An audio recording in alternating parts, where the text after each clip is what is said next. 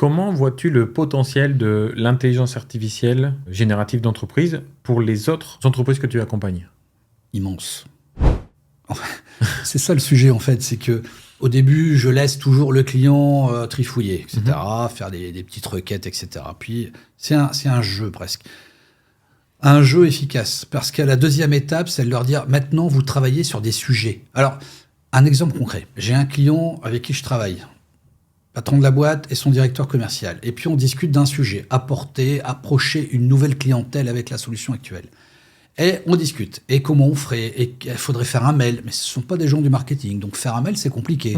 Est-ce qu'il faut un mail, 3 mails? Comment on fait? C'est quoi la progression? On aurait pu passer 2 jours.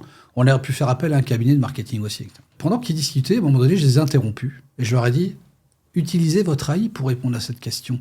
Demandez à votre AI, qui connaît bien votre marché, vos concurrents, etc., comment vous pouvez faire pour créer une séquence de 3 mailings avec une offre, etc., etc. Et c'est ce qu'ils ont fait. Et là, concrètement, voilà, le travail, la proposition était faite. Après, ils ont fignolé, parce qu'ils ont mis leur petite touche.